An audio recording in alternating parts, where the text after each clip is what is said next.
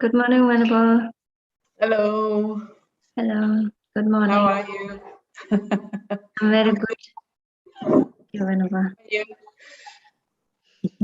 You look a little bit cold. Yes, it's getting cold here. Yeah? Yes. Do you have the heater on or not yet? No, not yet. Not yet. Not yet. Yes. But I think it will come soon. Yes. Yes. Yeah. I just have to start looking at flights back. Oh. But very expensive, we have to do that. I hope I'm going to find something cheaper than what I've seen so far. Oh, I hope so. Yes. Yeah. Is everybody here? Hello. Hello, Julia. Hi, Sash. Hi, Karen. And the rest is still hiding. Hi, Gulis.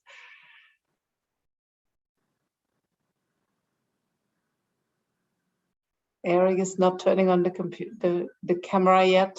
Kavita.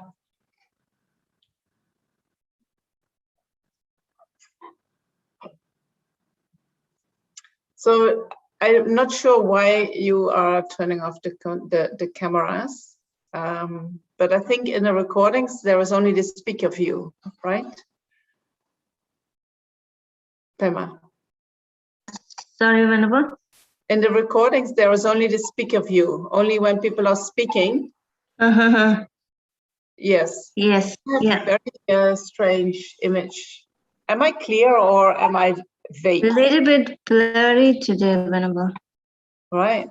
I'm not sure what's going on. I can see it. I don't know if I can change that. Let me look into the video settings. Maybe get a little bit more light. Does that help? Or not really. Or more dark. What's better?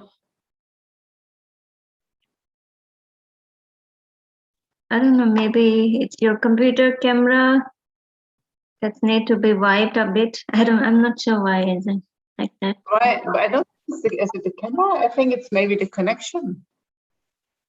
The camera is so tiny, I won't be able to do that. Oops. I think it's the connection. Seems to be getting better. I'm not sure. I'm really sorry. I got confused or not. But so what I try to say is that sometimes people are scared about being in the recordings, but we do it. Pema is recording the speaker's view. So only when you ask questions out loud, you will be seen in the recordings. Otherwise, although you have your camera on, nobody will see you except we all together will see each other. Give me 1 second. I'll try to clean the camera. It's very strange. Better? Yes, there you go. Yeah. Yep. Okay, maybe. Yep. Good. Is it better? Yes. All right. So let's start. Maybe we start again with just giving ourselves 1 or 2 minutes to settle the body and settle the mind. Although in our mind we maybe have been thinking already a few hours, at this and this time I'm going to watch the teachings. And so you might feel that you have been focusing your mind on that. But then to let everything come to not a hold, but to let both the body and the mind totally find peace within the present moment.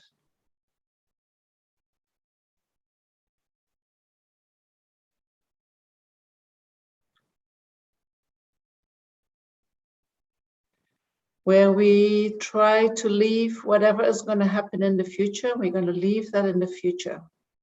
And we're going to see bringing the mind to the present moment as the best preparation for being ready for whatever is going to happen later today.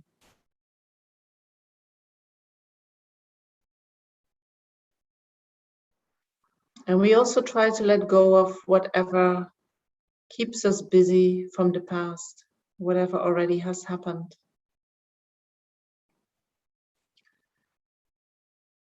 Maybe there are still some things that we need to deal with. Maybe there are still some things that are stirring our mind that we need to look at.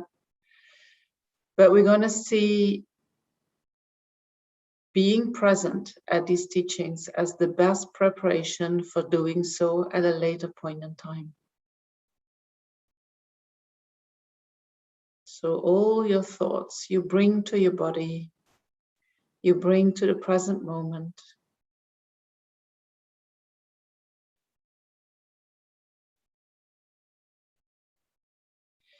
Living life to the fullest means that we can utilize all our energies right now, in the here and now, where your body is.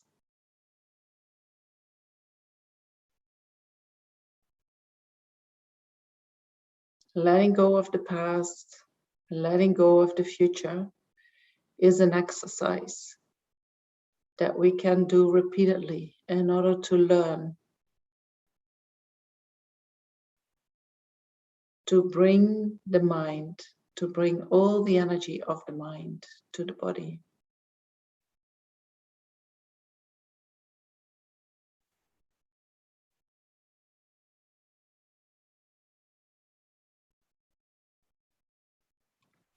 And then set a good motivation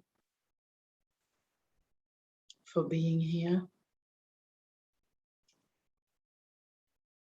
What is your reason that you're here? What would you like to learn? What would you like to improve in your life?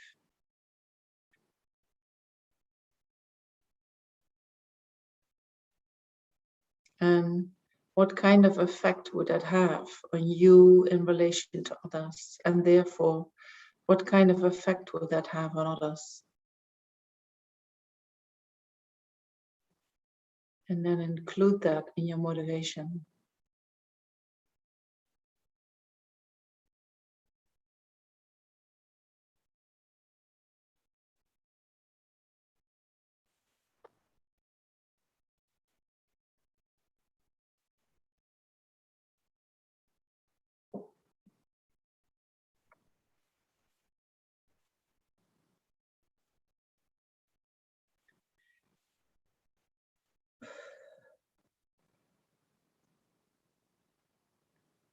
And then when you feel ready, you open your eyes.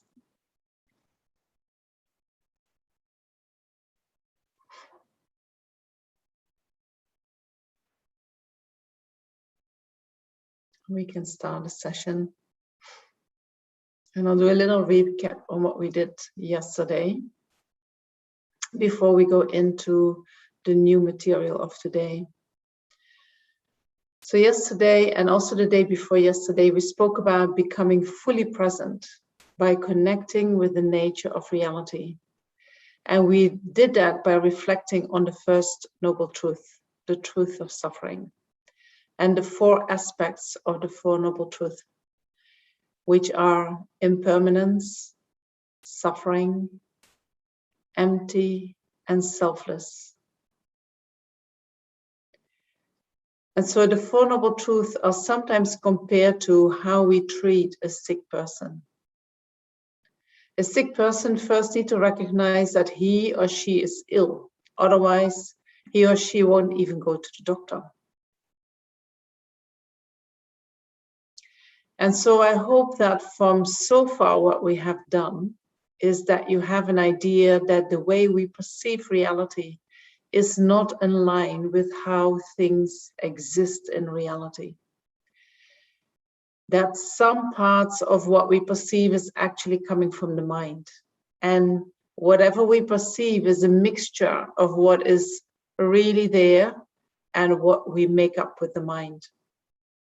And so that making up with the mind is the source of all the elaborations that we are doing in the mind, or to say that differently, all the stories that we create in our mind. And so we are mainly engaged with the way we perceive that we exist, right? Our main object of reality is ourselves. Then also with our direct environment, but if we would change a little bit on ourselves, we would change everything. We would change the way we perceive things, and with that we would change our environment. So the main object to look at when we contemplate the four aspects of the First Noble Truth is the self. And the self is that which is imputed upon the mind and the body, or that which is imputed upon the five aggregates. So when we think about the four aspects of the First Noble Truth, we think about the five aggregates are in the nature of being impermanent. The body and mind are in the nature of being impermanent because we somehow believe that we, or at least part of us, is permanent, or more permanent than it exists in actuality. The five aggregates are in the nature of suffering because we believe that the five aggregates, the body and the mind, are by nature the source of happiness. We also, they say, we believe they are pure. They're not contaminated. We are not aware that they are created by karma and delusions.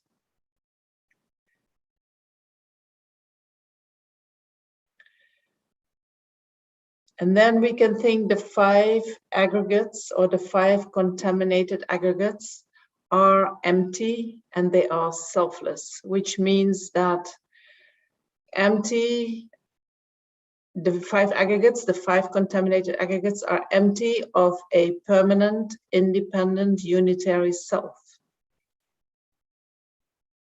And the five aggregates, or the body and the mind, are empty of a self-sufficient, substantially existent self.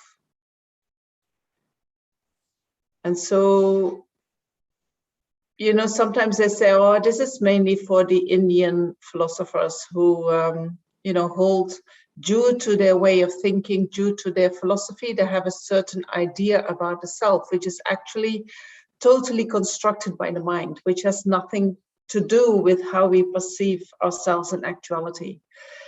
But if we would explain the Four Noble Truths from Prasangika point of view, we could also say the self that the Buddha was talking about also refers to our innate self, the belief in an inherently existent self, or a truly existent self, a belief in an objective entity that is somehow living within us, that is separate from the body and the mind.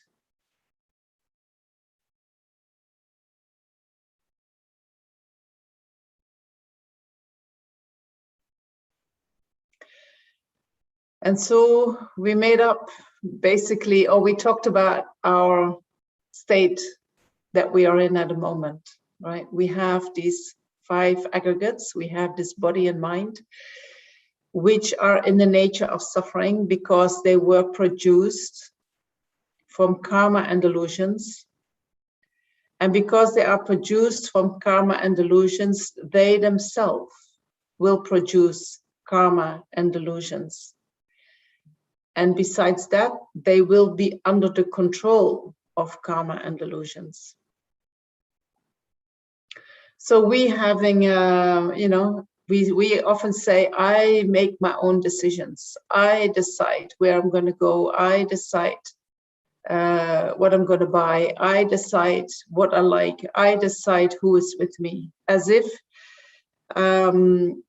we make a conscious, free decision in engaging in certain activities. But if we really look into, we can look into who is actually deciding, but we can also look into what is motivating us to decide.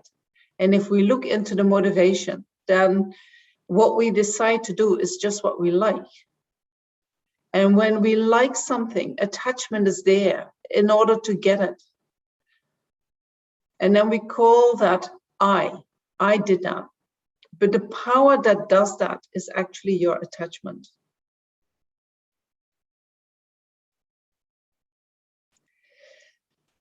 And so if we think about the First Noble Truth like that, and we think about, okay, this is our current state of mind, and this is our current state of existence, then there is a lot that we can look at in order to understand it better, and then maybe to develop a way of viewing and a way of acting that is more in line with reality. For instance, we have the delusions. We can look at the delusions and think, okay, how can I do things differently? We can look at our actions, because under the influence of the delusions, we create actions. So how can I do things differently so that I have an outcome that I would prefer, that is more beneficial?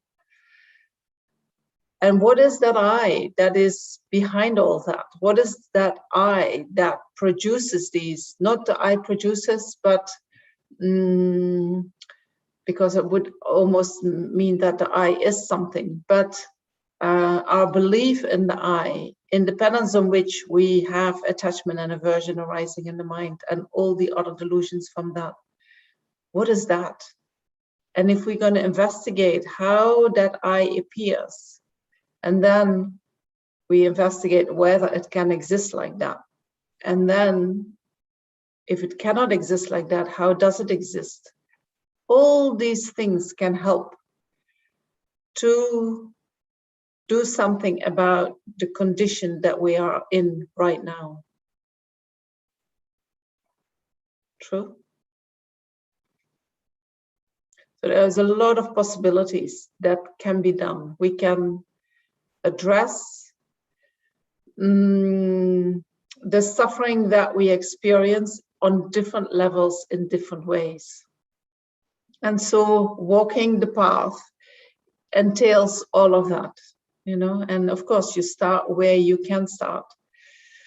And you do what you can do. But in the beginning, I don't know, I always felt so overwhelmed. Oh my God, so many things. How do I know where to start? And what about this? And what about that? And so you have to say, okay, I'm just going to focus on one thing. That was for me. I'm just going to focus on one thing. Or you can focus on one thing at a time. Right? And then you start working with that. And then if you get a little bit habituated to it, then maybe you can add another thing.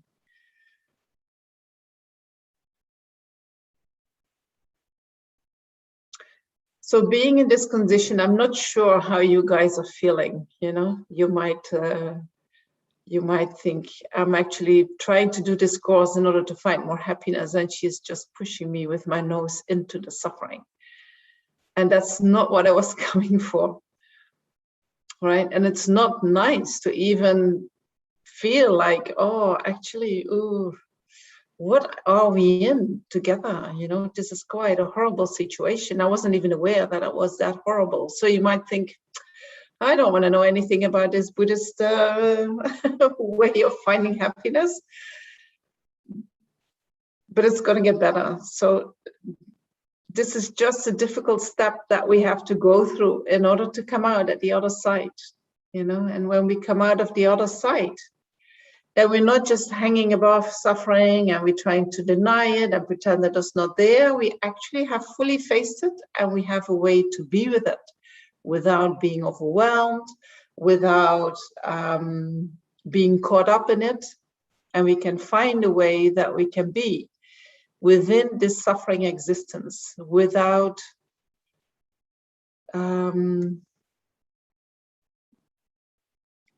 mind being so influenced by it.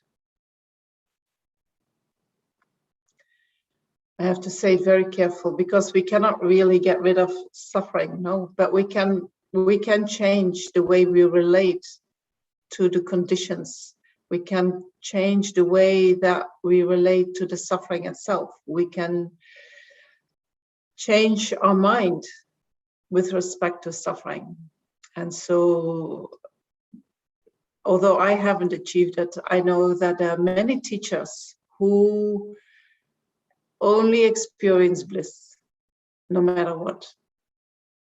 And so there must be a possibility in the mind to, although there is suffering, and most people experience that suffering, if we find that right space in our mind to be in, which means that we have a right way of viewing things and also a right way of relating to things, we actually can be in all this with a blissful mind.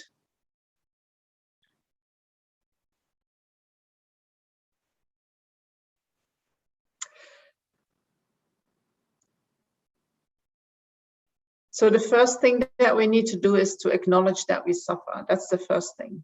Then, so that we have already done. And so we acknowledge that somehow we are sick. We are suffering from something that we cannot resolve naturally, because we have been trying our whole lifetime, and most likely many lifetimes, we have been trying to do things differently in order to find that more stable happiness, in order to remove all that suffering, and we haven't been able to do so. So we are sick, and we ourselves do not know how to cure that sickness. But we can go to the doctor and we say, listen, this and this and this is going on. You know, this is already great. And then the doctor will say, oh, then what about this and what about that? And he's going to check more symptoms. And he is also going to say, so what if you do that? Does your suffering become worse? Or what can you do in order to alleviate your suffering? Right? And then you can come up yourself already with certain answers. Yeah. Since, oh, when I need to wait too long and I get very impatient, and eventually, you know, then people say something to me, I get so angry, and then I go home, and then actually I sit with that the whole day. I feel not well the whole day. And when that continues, then also physically I start to feel unwell. You know, then you could say, wow, that situation does something in your mind that actually makes you sick. That aversion that arises in the mind for your situation is maybe the cause of why you feel so sick. Or you could say, you know, when I go to the shop and I see all this beautiful, nice food, you know, I cannot stop eating. I keep buying, and I can't. And then at a certain point, I get so much pain in my stomach, you know, and then the doctor would say, oh, you know, maybe it's your attachment, wanting more, not feeling what is actually going on in the present moment in your body, that is causing you that suffering. Right? And then you can say, okay, what can I do about that? So the Buddha, in the second noble truth, he talked about the causes of suffering. What are the causes of suffering? And he said the causes of suffering are karma and delusions. And I'll explain a little bit how these two relate to each other. Karma means all our actions of our body, speech, and mind. Karma literally means intention. The intention with which we engage in actions. Karma can also refer to the result of our actions. You know, for instance, when something happens to someone makes a strange fall on we say, oh, that's karma, you know, or somebody crashes their car, oh, that's karma. Something happens to people and we call it, that is karma. Or somebody has a sickness and cannot cure from that somehow, no matter what they try, we say, well, that's karma, right? So karma, in the literally meaning, it refers to intention, the intention with which we engage in actions. So we can also relate it to the actions that we engage in. That is karma. But karma, the word karma, can also be used to point to the result of these actions. So if karma is the action, the intention, and the action that follows from that, the action of body, speech, and mind, what happens in the mind is that every time we engage in an action, it leaves an imprint in the mind.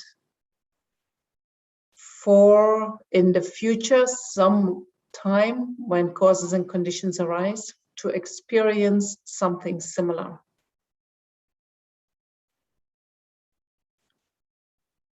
That's one way karma can ripen. That is one way that imprint can ripen. Every action that we do leaves an imprint in the mind that has a certain potential to create happiness or suffering, depending upon the action that we do. And that potential can ripen in different ways. You know, so I already mentioned we can experience something similar, but we can also experience, for instance, something in our environment that is similar. For instance, in my past life, I used to beat up my wife, you know, so then in this life, I'm reborn in a family where I get beaten up by whoever, my father, my brothers and sisters. That hurts, you know. But another way that karma can ripen is that when I see somebody gets beaten up, I suffer as well. It's like I feel it myself.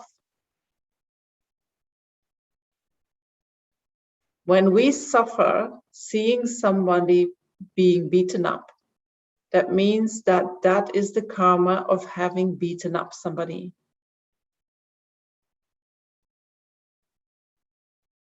By experiencing that suffering, that karma has gone. Then karma can also ripen in that we have a certain habit. For instance, if I'm used to beating up, you know, in my past life, I got used to beating up my wife. Did I say my wife? Yes, my wife, in order to get done what I want to have done. Then it can be that if somebody tries to push me away or something, I immediately start beating, you know, because it comes so easy. I've been practicing that for a long time.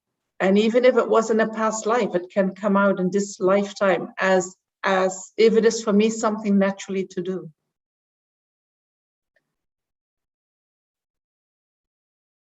So some actions that we know, and all the actions that we have done more often, these actions will become easier, right? That is also a karma.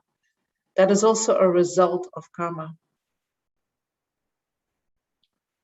And then the last way that karma ripens is the place where we are reborn, you know, and what kind of realm. So we are at this moment, we are human beings, we have a human body, we have a human mind. And we are very lucky in that respect because due to our intellectual capacity, we have a lot of possibilities of observing our mind and trying to understand what is going on and remedying whatever we feel is not beneficial.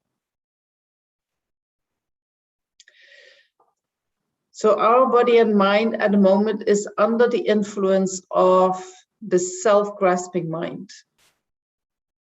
Do you know what I mean when I say that? Please put up your hand if you don't, because I will explain more, but otherwise, the self-grasping mind is the mind that holds the self to exist inherently. It is the mind that holds the self to exist in a more permanent, more unitary, and a more independent way than it exists in actuality.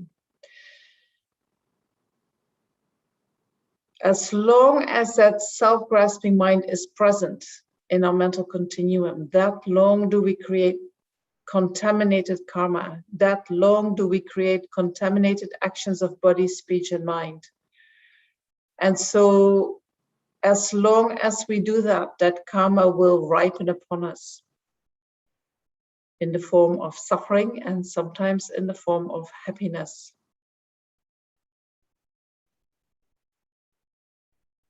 So if we want to live life to the fullest, what do we need to do with our delusions? What do we need to do with our attachment? What do we need to do with our anger? What do we need to do with our self-grasping mind?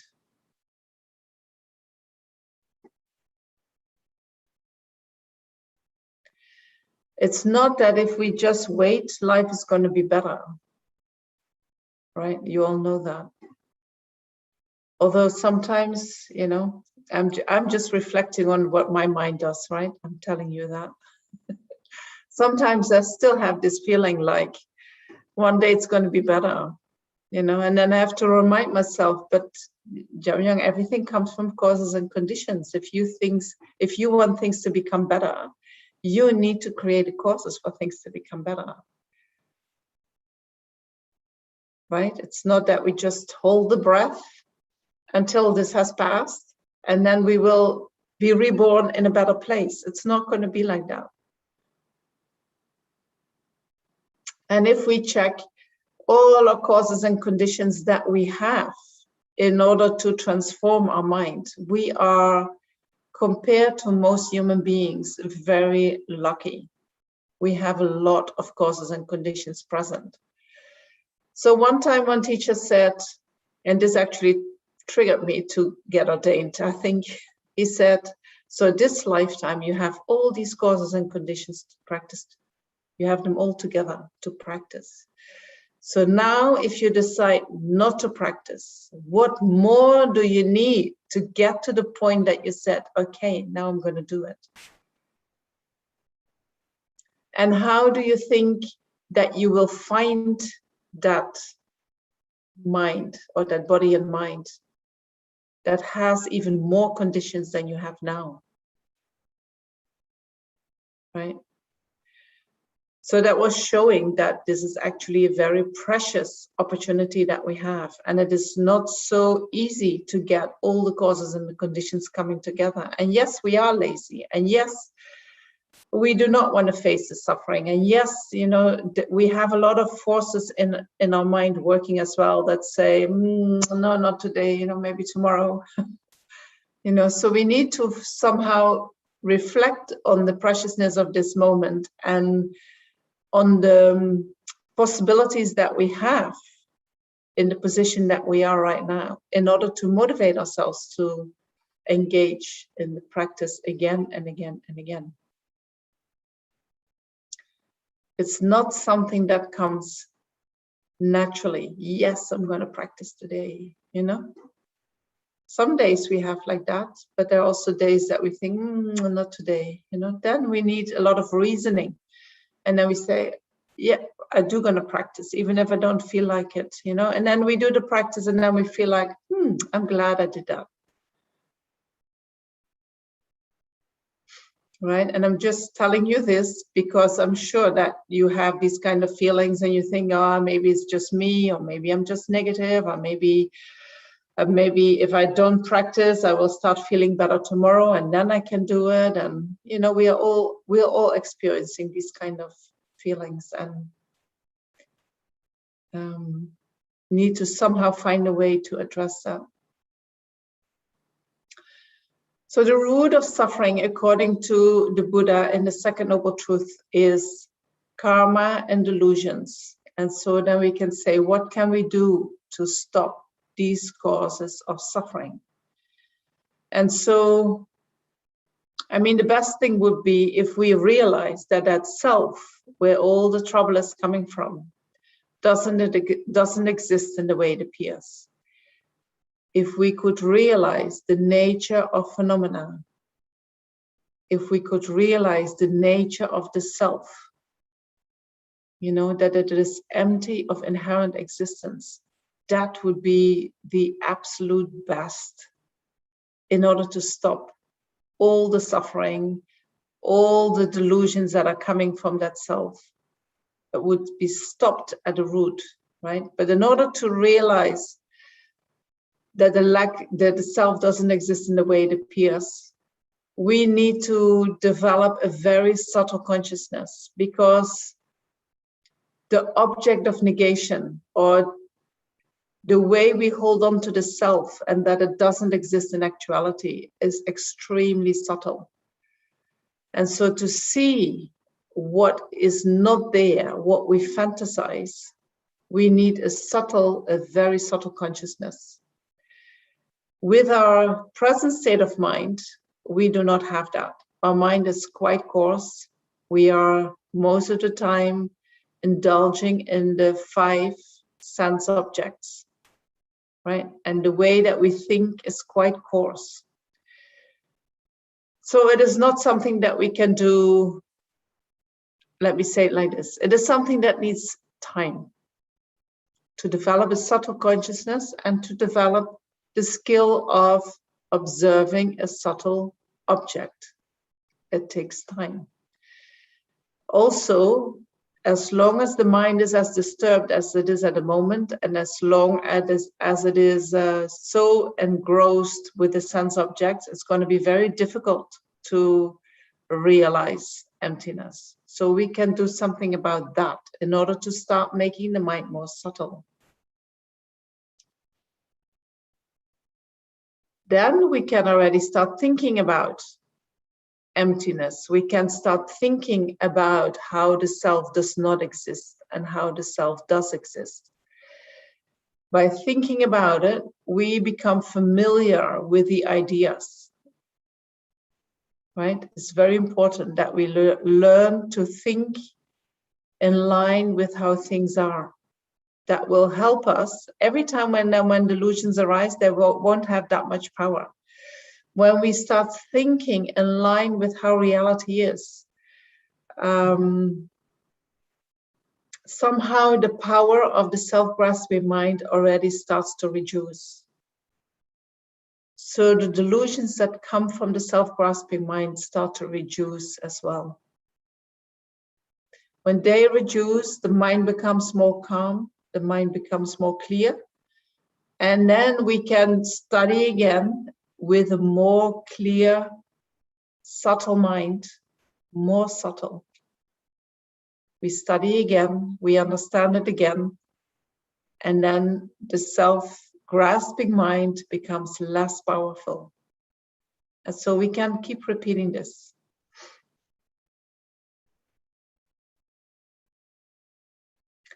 And so then in the meantime, while we do that, we can be very mindful of our actions. For instance, you know, the way that we start in being mindful of actions is that we stop all the harmful actions towards ourselves, towards other sentient beings. We stop harming. And so you need to look into what does it mean, harming. Harming means that I take somebody's life. Harming means that I take someone's possessions. Harming means that I take somebody's wife or husband or partner, you know. I take something away that is very dear to that person.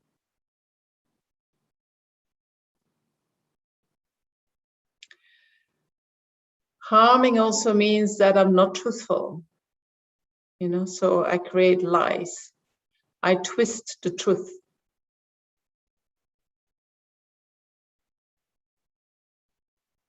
Or that I'm not kind with my words, that I speak harsh words.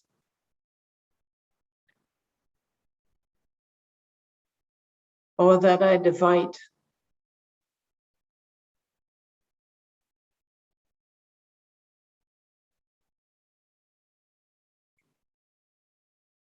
Harmful also even means that I think with attachment or aversion of others. For instance, when somebody has something beautiful, I can, maybe pretend I'm not jealous, and I can pretend that I'm not interested in that. But in my mind, I have the feeling I want that. And I start fantasizing about that. That is the mind of covetousness. And I start imagining that that object is going to be mine somehow. I can tell you that when we do that, the other person will notice that. Maybe not consciously, but energetically, they will know. And they might have this feeling like, I don't trust that woman, or that guy. There is something about him. Or when we are with someone and we don't like the person, or, sometimes we have these negative judgments coming in our mind. We're not sure why, but we just think a lot about a person while we might not even know if it is true or not. These thoughts will be picked up by the other person. Somehow they will feel it, that we are not coming from a place of genuine kindness, that we have some barriers like, oh, I don't trust you. We can feel it in other people when they hold back. And people holding back doesn't necessarily have to do with us, right? Just as us holding back doesn't have necessarily something to do with the other person. It's our own projection of the mind. It is our own mind telling us a story, which might be true or not.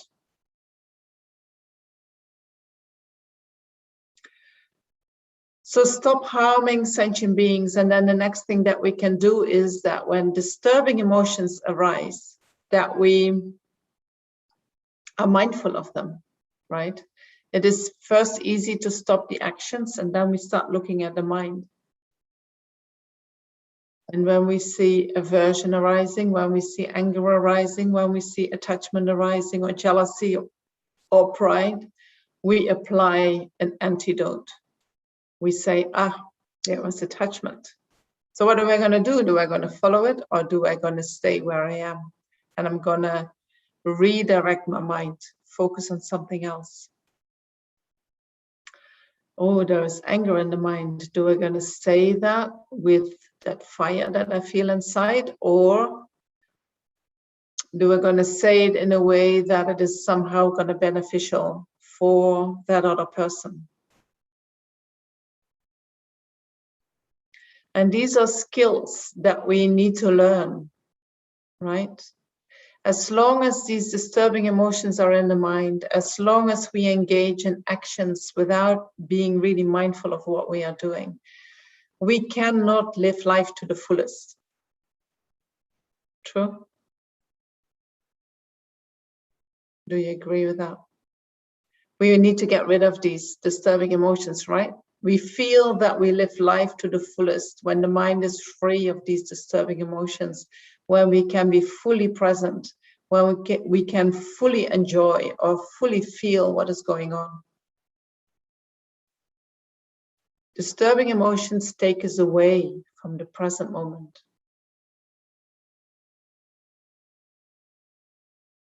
They take the mind into a kind of fantasy.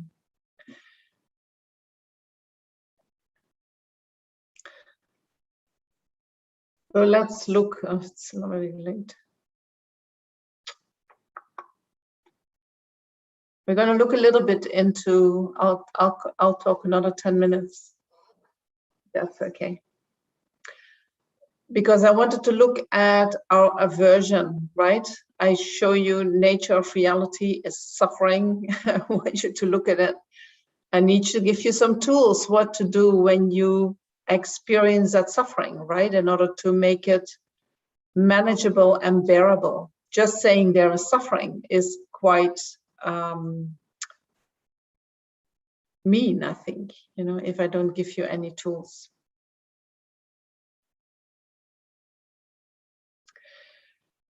So when do we suffer? When do we suffer and how do we react? We suffer, I could say, we suffer when we react with aversion. As soon as aversion comes in the mind, we know that there must be something that we are suffering from, even if it is a tiny little bit. Aversion or anger, or anything that comes from that. And so when do we feel that? We feel that when we experience something that we do not like,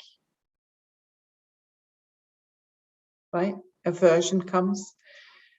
We experience that when we get separated from something that we like.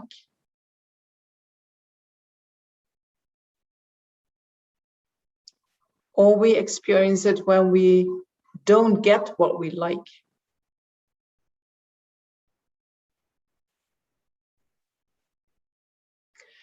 So getting what we like comes with a feeling of relief, a feeling of comfort or pleasure, right? There's always a little, even if it lasts not so long, we always feel some kind of relief, like, I got that. You know, even when we go shopping and we buy that, I got that. That is coming from attachment, right? Getting what we like and we follow that is attachment. We are living in the desire realm where we are all motivated by attachment. So when we do not get what we want, somehow that attachment gets obstructed. And we get the opposite. And so then we suffer.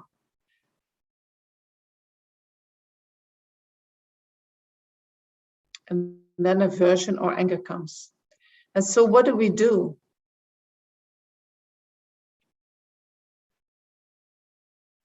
When we get something that we don't like, we want to move away from it, right? We want to move away from the situation. Or if we get something that we don't like, we want to move away from that what we don't like. We want to separate.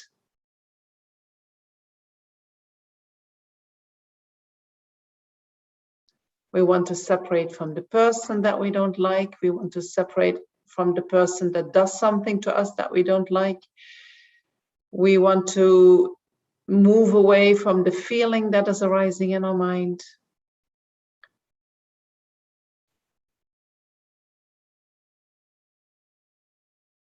Right? When we experience suffering or pain, we move away. Physically, we move away. And then if we cannot move away, then we have all kinds of tools in the mind to either numb the mind or to deny what is happening or to dissociate from the experience.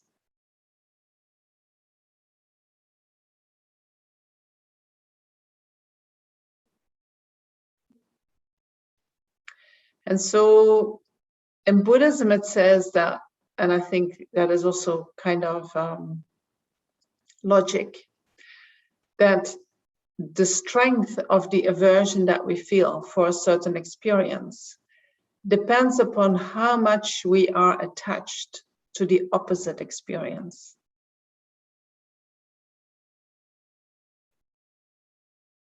For instance, if I am very attached to food, then not having food creates a lot of suffering. If I'm not so attached to food, when I don't have the food, you know, well, I don't have the food, maybe I suffer a little bit, but not so much. When I'm very attached to having things in a certain way, right? There are people who need to have things exactly like that. They don't get it, they get very angry. It has to be like this, you know. If you're not so attached to that, you say, well, who cares, you know, if it's this or that, both fine for me. So when you have aversion or anger in the mind arising for something, try to think about that. What is the opposite? What am I actually attached to? If I get angry because I get criticized, I might be very attached to hearing praising words. Right? That people tell me how wonderful I am and how fantastic I am. The moment I don't receive these words is already difficult, but then somebody telling me that what I'm doing, criticizing what I'm doing, creates a lot of suffering.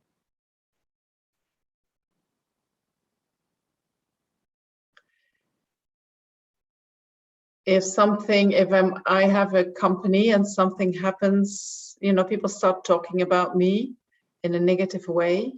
If I have a lot of attachment to how people see me, I will suffer a lot when they start to talk bad about me. Right? I lose my fame. But if I'm a humble person who is mainly occupied with serving others, I'm just doing this in order to serve others. Well, when people talk bad or people talk good, people always talk. So I don't mind so much.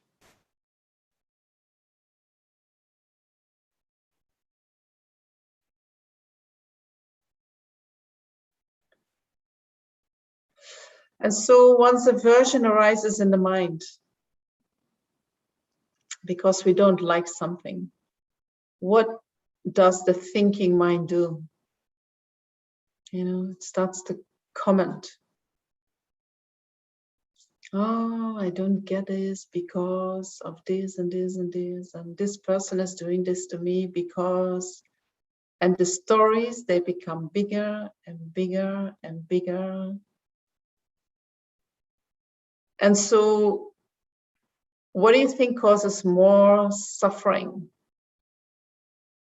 The story that we are creating, or that pain that we felt inside that we had aversion to?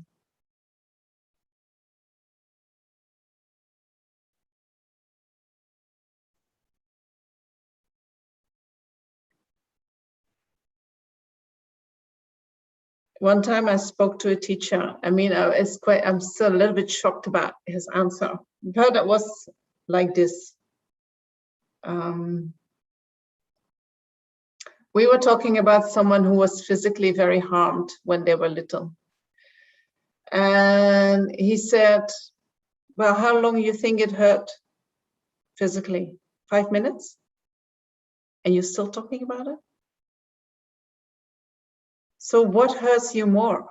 That physical harm, 5 minutes, or all that thinking that you have been doing over all these years? What is the harm?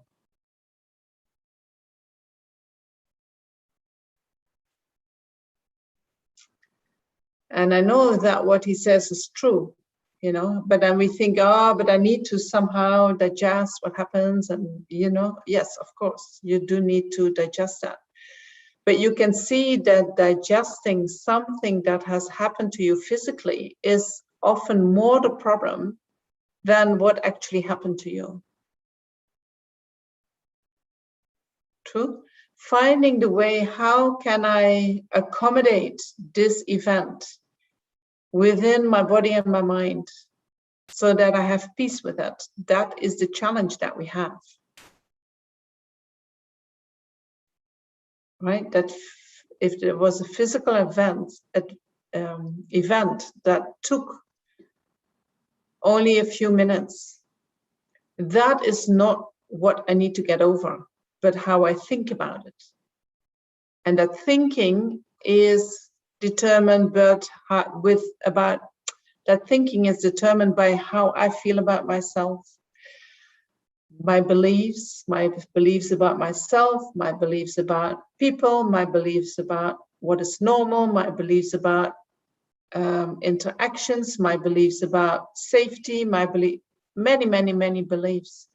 If they all get shaken at the same time, that is my trouble. Not so much the physical pain. The challenge is my reaction to what happened. Can you see that? So I'm not saying that anything, that we can do anything with anybody and that people just have to, deal with their mind. Some things are extremely difficult to deal with the mind. And some things are therefore extremely harmful to people. And so what we can do is we try not to harm anyone, knowing that it can cause not only physical pain, but it can cause a lot of reactions in a person in order to be able to deal with the pain that they have perceived or the suffering that they are experiencing.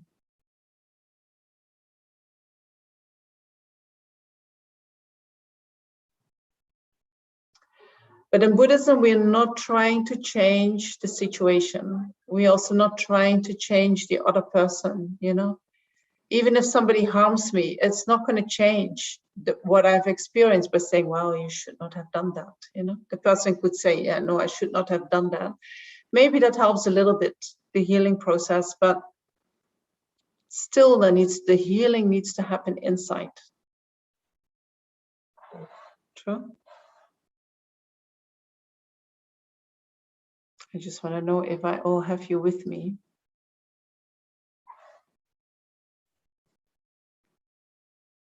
Yes, smiling faces. I'll take that as a good sign.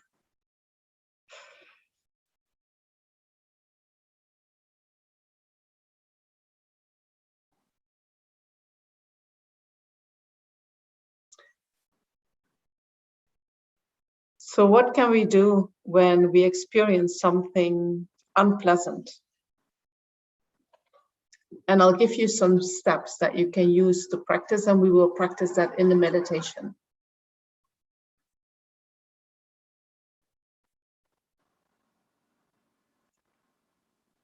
So first of all, when we experience something that we do not like, we do not want to be present, right? We don't want to feel it.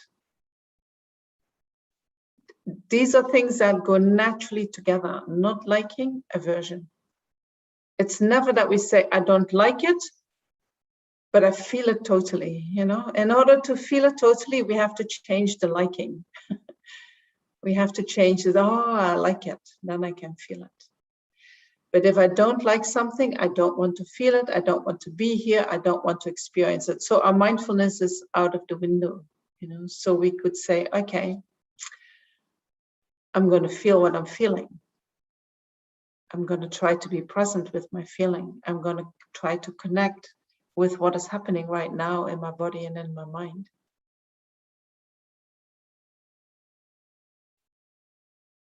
That's the first step. Practicing mindfulness. When we experience suffering, when we experience something negative, when we experience something unpleasant.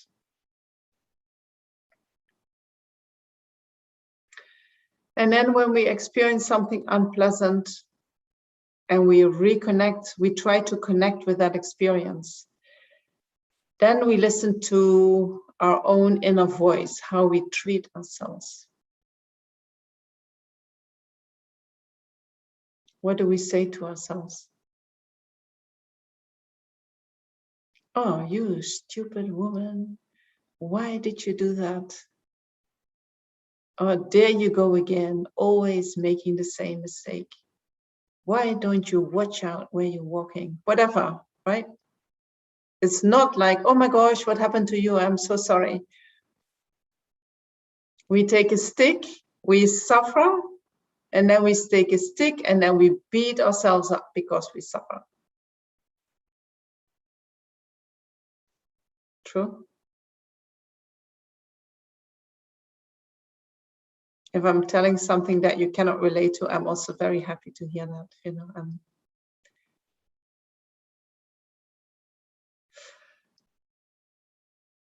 When we beat ourselves up, I don't know, somehow there is some kind of, first of all, when we suffer, when we experience something unpleasant, we already have an aversion to the experience itself. And so I think that can also come with an aversion to that self that experiences that unpleasantness. And so we have an aversion to that aspect of ourselves that we feel that makes me suffer, you know. Oh, you didn't watch out and you didn't do this well. that aspect of the self, we don't like that aspect either, and we beat that aspect up. We want to separate from that aspect because that is the nature of aversion.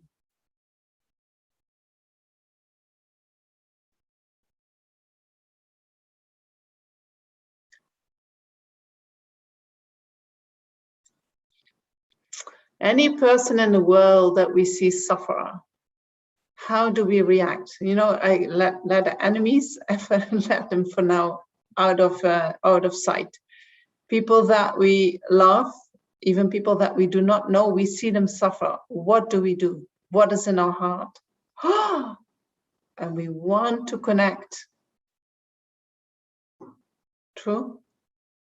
Or do we say, oh, you're suffering so much, I don't want to have anything to do with you? Sometimes it might be too much for us, you know, we might need to back off. But initially, and if the suffering is not too big, we naturally want to connect.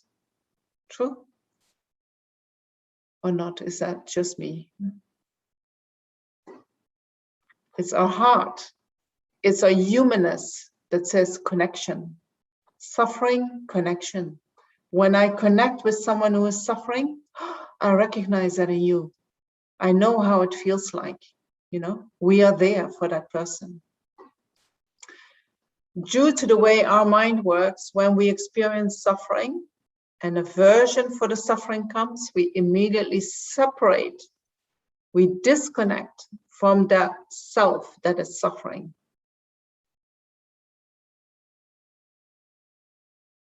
Right? So what if we would connect with that? And we would say to ourselves, oh my gosh, you know, the same as that we would say to a stranger who is falling down on the pathway, or, you know, a little child coming to you, oh, I hurt my knee so much, look at my knee. What if we treat ourselves in the same way as that we would treat a good friend who comes with a problem, or a little child who comes with a problem? What would we say? You know, we want to connect. Oh my gosh, what are you feeling? Tell me. And we listen to the story. We don't say, shut up, get over it. Right?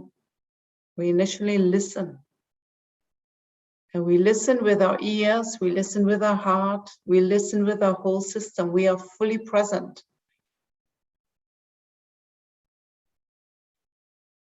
So imagine you do that with yourself when you're suffering.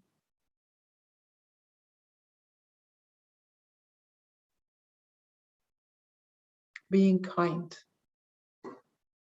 Talk to yourself as if you are your own best friend.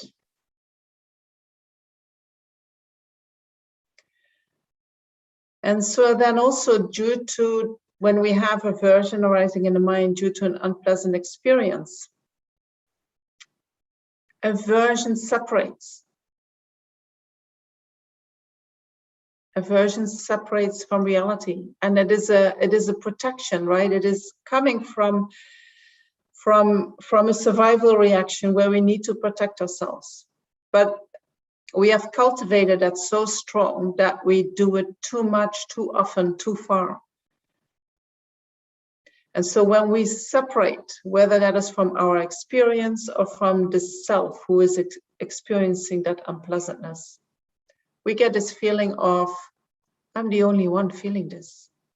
Or we feel like nobody understands really what I'm going through. And we might feel sudden. We might feel lonely. We might feel lost. We might feel that, you know, we are separated from the rest of humanity. And so that is one of the results of our aversion, of our anger. It separates us, or that part in us that is experiencing the suffering. It separates that from the rest of humanity.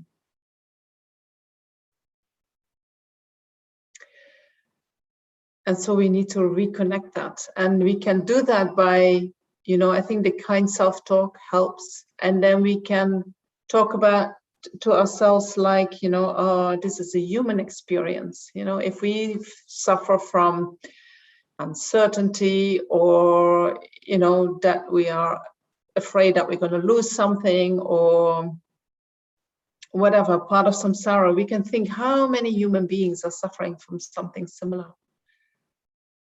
And how many human beings are actually experiencing something much worse than we do. I'm not alone in this, you know. We're all going through similar kinds of experiences. And so then when we can think about people who experience something similar, you can feel like, oh yeah, they must be here. They are here on this planet, which means I am not alone.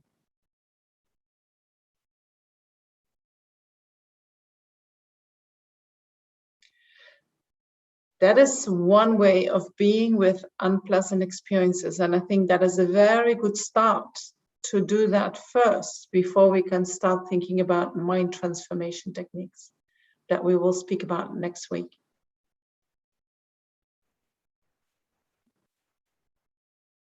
Right? When you feel suffering and you can be with the suffering and you can talk nicely and kindly to yourself, and you can, from that suffering place, make a connection with others, what would happen with your suffering experience?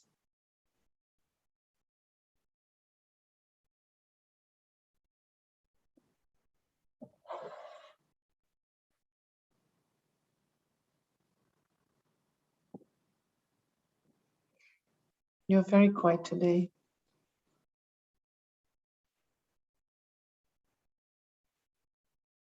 Can you please repeat the steps to deal with unpleasant experiences? So I'll give it into 3. One is mindfulness of the experience. The second is kind self-talk. And the third one is reconnecting with humanity, thinking I'm not alone. And these are 3 steps. I mean, you can find them back in Buddhism, but in this way, they have been distinguished by Kristen Neff. And she has a website on self-compassion where you can find a lot of resources on self-compassion.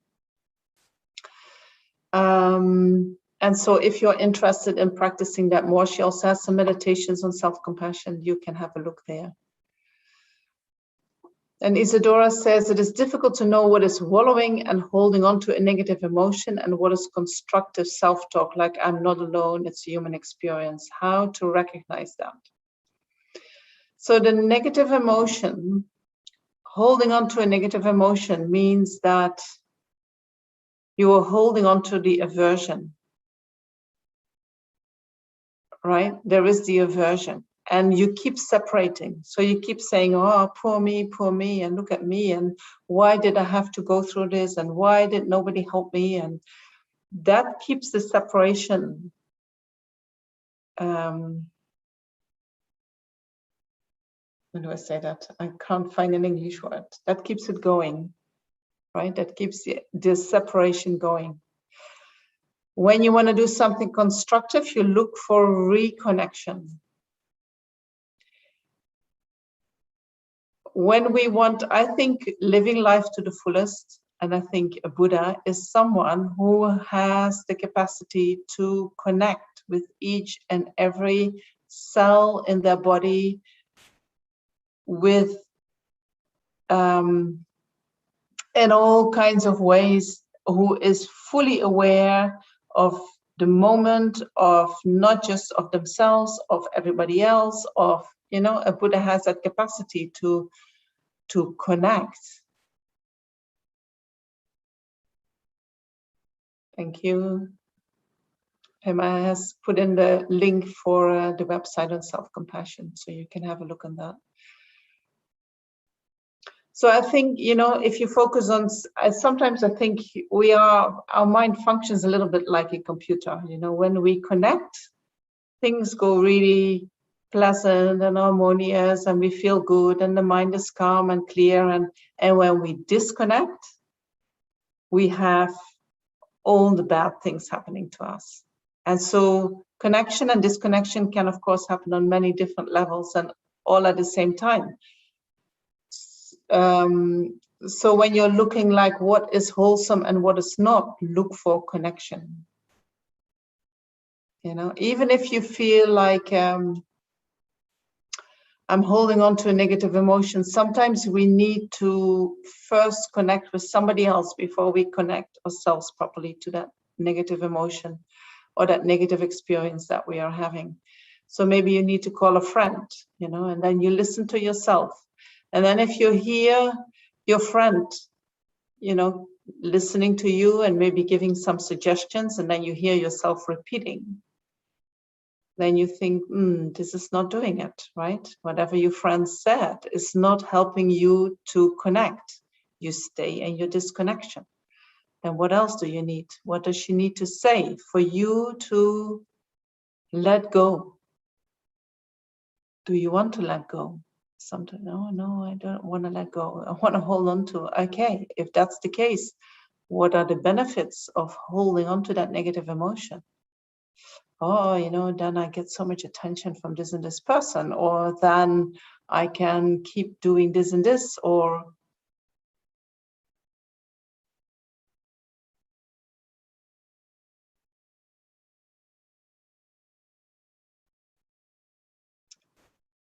then to what extent should you avoid confront situations of aversion? Some you are not able to deal with, perhaps baby steps. We always start with baby steps. And so having aversion, you know, it is totally fine, I think, to avoid situations that you feel you're not up to. Right? We do not have to say, oh, I'm not going to protect myself anymore. I'm not going to use my aversion. I'm not going to use my anger. I'm just going to feel it all. You know, it doesn't work like that. We know that. We cannot just turn it off. Sometimes, and I did the same when I started practicing Buddhism, you feel that you cannot run away, right? Oh, no, you have to stay in the situation. You have to deal with it. Well, you know, now I think, no, I am going to run away. In certain situations, I'm not going to stay there. It's not going to benefit in any way. You know, going into a situation where you are only suffering, where people cannot hear you, where people are not interested in you, where people, why would you do that? You know, run away, move away. Right? So we need to use our common sense, and we can use that aversion in order to take care of ourselves. And so, yes, you know, it will take some time to find that fine balance. Where is it that I'm reinforcing my self-cherishing mind? Where is it that I run away in the sense that it is not healthy for me? And how do I make sure that I'm not staying in situations that are not healthy for me? So this takes time to get insight into that. There's not a clear recipe that is good for everyone. You know, we all have our own mind, we all have our own conditioning, our own beliefs, and so we need to find the middle within our own mind. And so we try, you know, and then when you meet problems, you check again. Well, I've tried to do this and I'm meeting that. Where did I miss something? Or how could I do this differently? And so we can help each other to find that place where we actually can feel our energy, where we can utilize our energy. Withdrawing too much means that we also don't utilize our energy, right? Withdrawing all the time means that you're also not living to the fully. You're just withdrawing. Let me read what Ashok says. How you react or mend your relations with the person with whom you are angry, and they are angry at you too, and both have their own valid reasons that they are sure of. Should you forgive them if they are not looking for your forgiveness, and ask for forgiveness even if you feel you are not wrong? Okay. So one characteristic of anger is that anger feels I am right. And when I'm right, you are wrong. I'm more right than you are. You know, that other person feels just as much right as you do. Right? And so you're both, sometimes people say, can we agree that we disagree, but we still love each other? But when you get angry because you want to be right, then I think, you know, your anger is in the way of a good relationship. You can think something,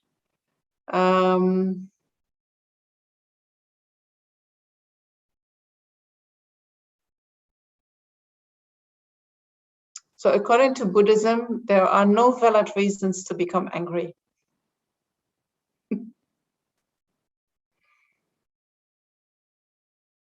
Angry is so you can have a dispute, you can have a discussion, you can have a disagreement, but according to Buddhism, no reason to get angry.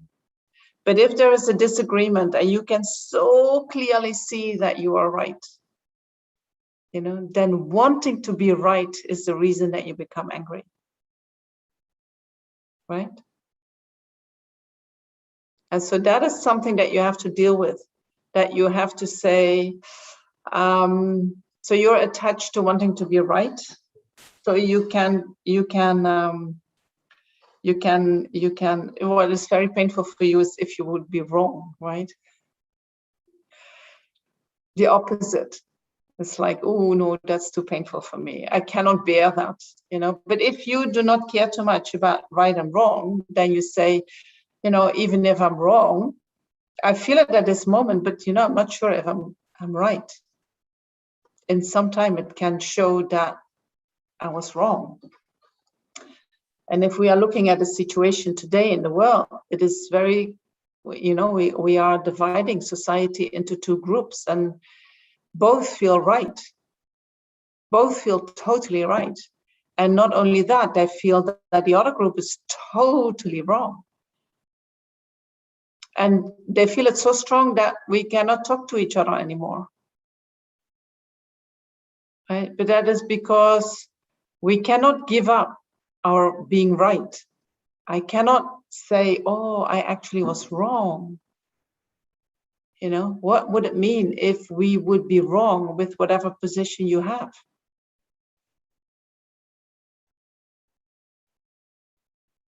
So I mean, I cannot give you a personal answer. I hope you understand that. I just give you some suggestions where you can look at. But sometimes I try to think, you know, because I also have an idea that is quite, I think I'm very clear. And I think I'm right. But then I think, what if I'm not right?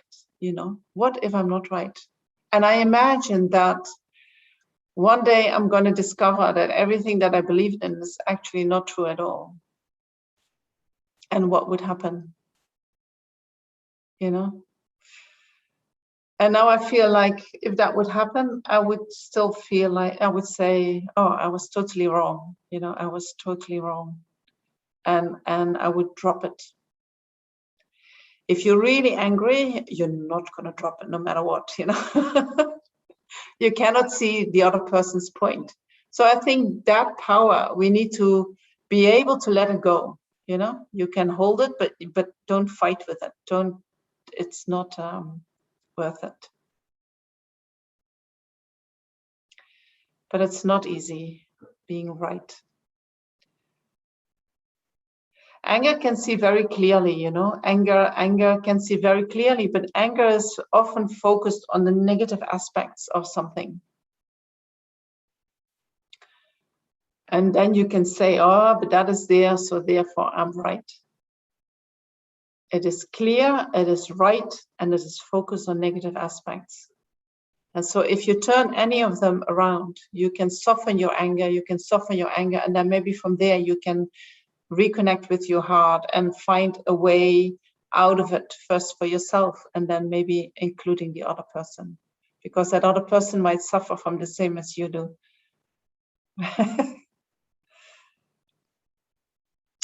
Maybe staying in these unhealthy situations is also attachment to staying there. Yes, I totally disagree with you, but I'm gonna stay in my relationship with you. You know, why do you do that? Or you keep fighting in order to keep the relationship going. Why do you do that? There is a need to stay connected, right? You feel that you need that person in your life, or you want that person in your life, and so you're not gonna let them go no matter how much you disagree with them. So that's an interesting way of looking at it as well. So Julia asked, does getting rid of attachment go hand in hand with getting rid of anger and aversion? So we are trying to lessen our attachment, and I'm not sure if we can get rid of our attachment, Julia, because attachment is what brought us here to this planet. Attachment is what brings us to every incarnation. And so that is directly correlated or related to attachment. And so the more attachment we have, the more we react with anger. So we try to lessen our attachment. We try to see the negative aspects of our attachment. Getting rid of attachment, we can only do that when we see reality as it is, when we realize emptiness directly. That is the moment we get rid of attachment. Then aversion is also gone. Yes.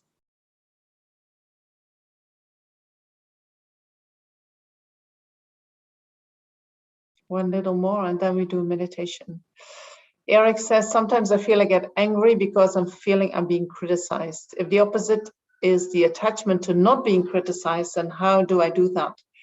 Maybe the opposite is wanting to be praised. You know, having the need for people to tell you how wonderful you are. Or maybe, you know, sometimes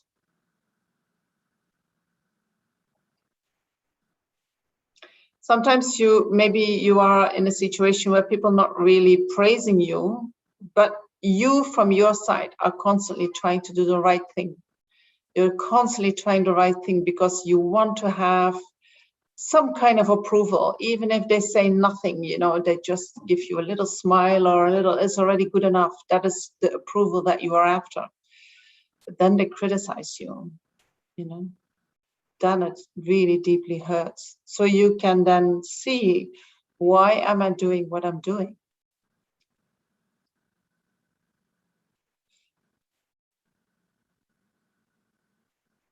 Within FPMT, you know, we have many centers and therefore many center directors.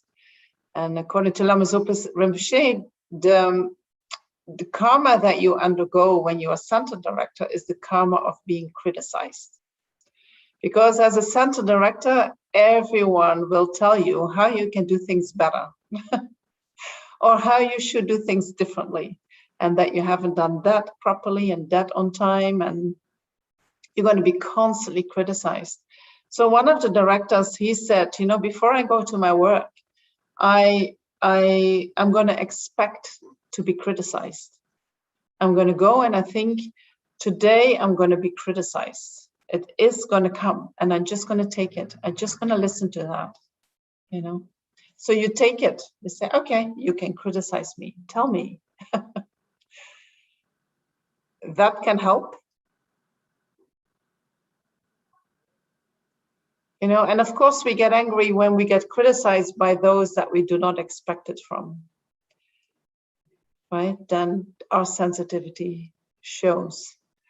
So even from them, we need to learn to get, you know, to be okay with being criticized. That doesn't mean that they don't like us, that doesn't mean that they don't love us, that doesn't mean that they don't want to be with us, that doesn't mean, you know.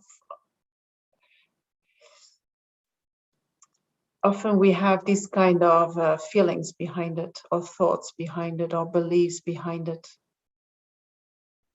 So you can look at that as well. So tomorrow, Gilles asked a question about attachment. Tomorrow we're going to talk about attachment. Today we spoke about aversion, about anger, and then tomorrow we look into what is attachment, how does it look like, what does it do, and what we can do in order to counteract attachment when we suffer from it, which we all do. All right, I'm just gonna plug in my power. All right. So we can do a small meditation on how to be with adversity.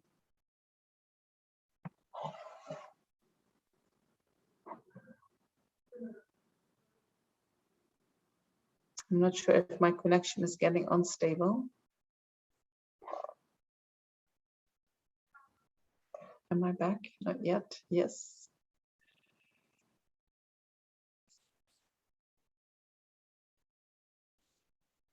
All right. Let's try. I hope at least that you have that my voice is coming to you, even if my the image is not always that great. So make yourself comfortable in your meditation posture, whether you're sitting on the floor or on the couch. Just spend a minute or so to go through your body and to check your pelvis, your spine, your neck, and your head.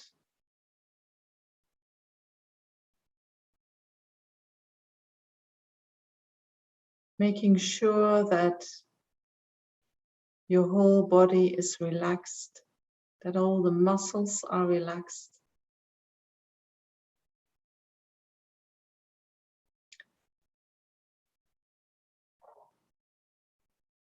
But also that there is an alertness in your mind that comes naturally when you straighten up your spine.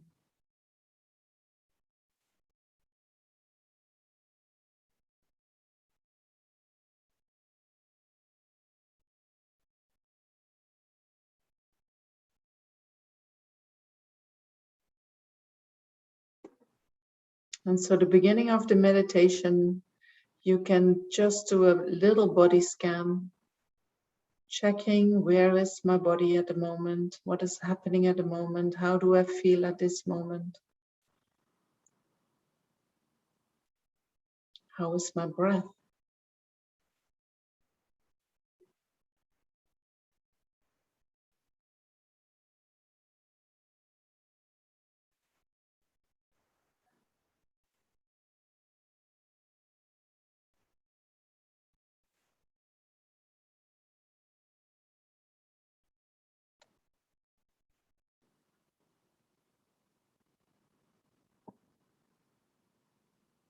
And then while you are sitting in this position, think about the space around you.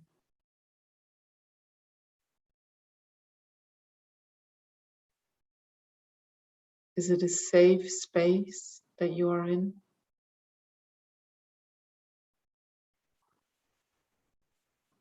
And if not, can you make it a safe space in which you feel loved and nourished?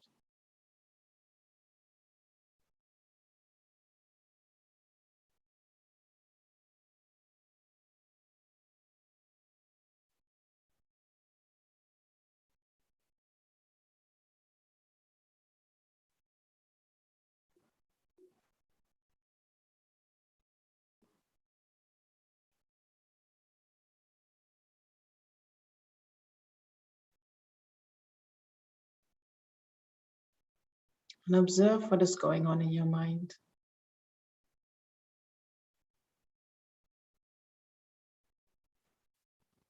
You are in a safe space, feeling loved and nourished.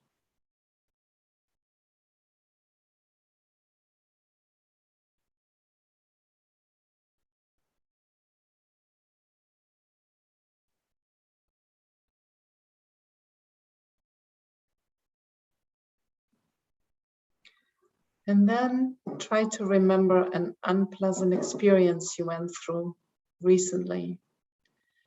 And take an experience that is slightly to middling unpleasant, not very unpleasant.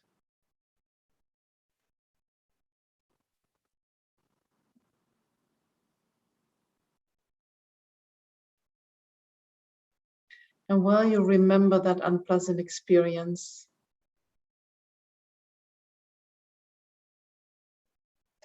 observe what happens in your mind.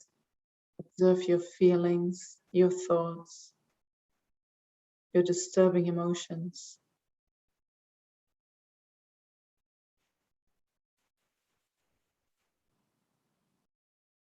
Observe them without any judgment.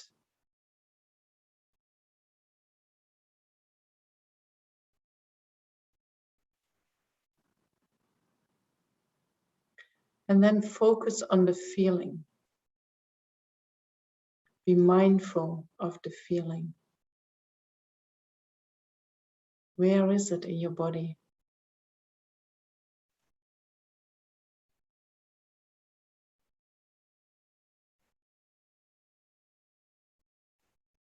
How does it feel like?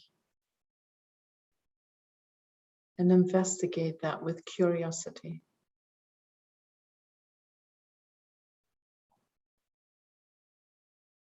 You don't want to change it.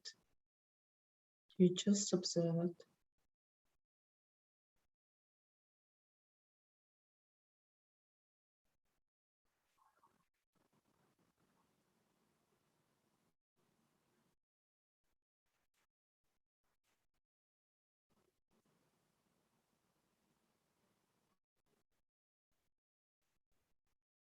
Can you observe the aversion and maybe the anger that arises in dependence on that feeling?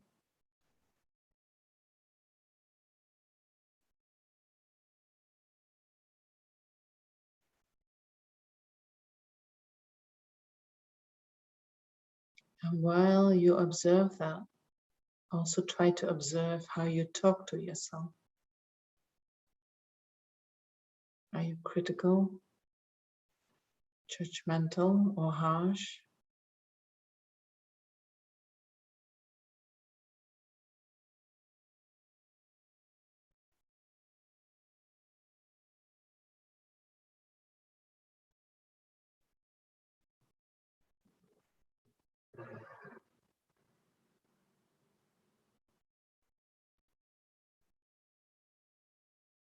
Can you do that differently?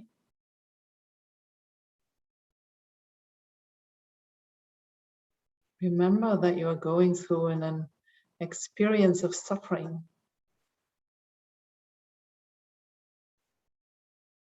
So be gentle to yourself.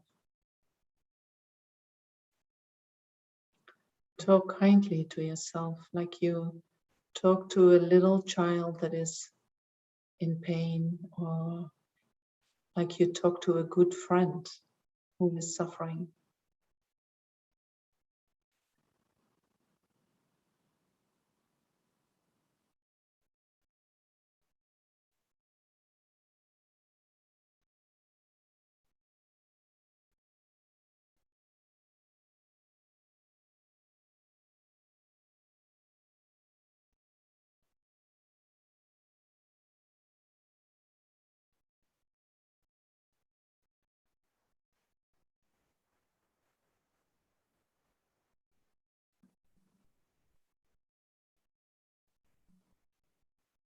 And then remember that what you experience is not happening because of you.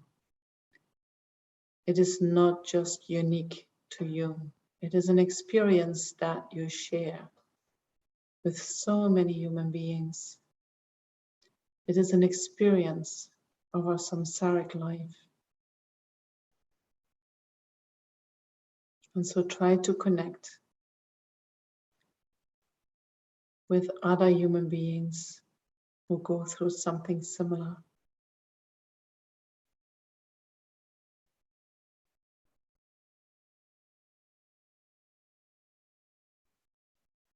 And while you do that, you might feel that that pain that was inside is slowly dissipating.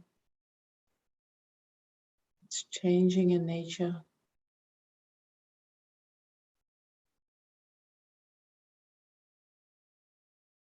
As if it dissolves.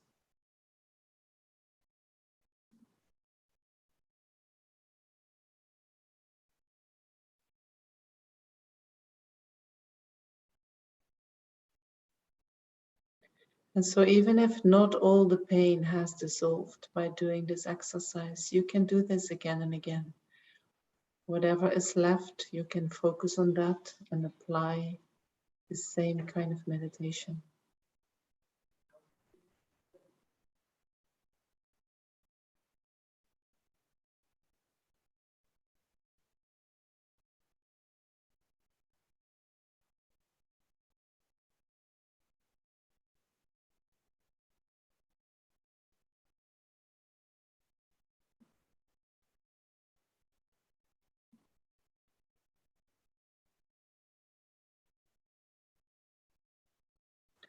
And then come to your own conclusion. Whatever was useful for you, you can think, one day I will repeat that. I would like to repeat that. If some things are not useful to you, just leave them.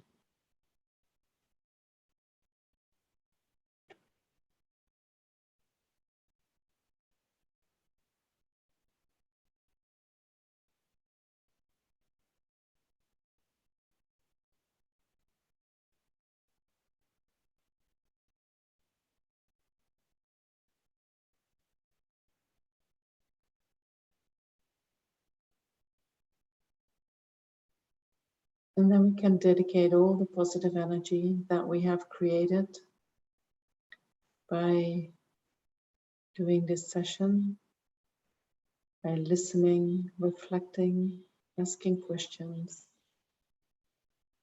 by meditating. And we can imagine that all that positive energy gathers in our heart, filling our whole body. And then it starts to overflow through our crown like a fountain, radiating into space, touching each and every sentient being, releasing them from all their suffering and bringing them all the happiness.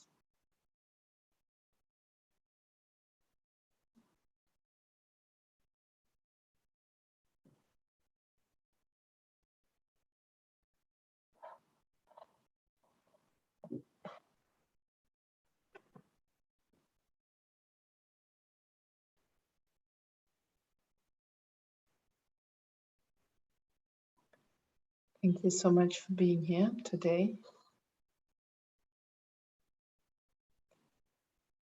Tomorrow is the last day for this week, the 5th day. So we will talk about attachment and how to deal with that, how to do that differently so that it becomes a way of living our life more fully.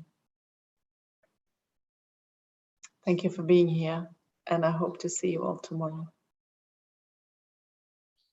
Bye-bye. Thank you, Venerable.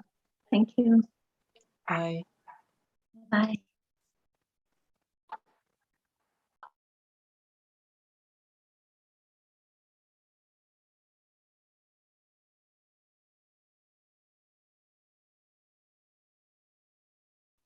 Thank you. Bye-bye. Have a good day or good evening.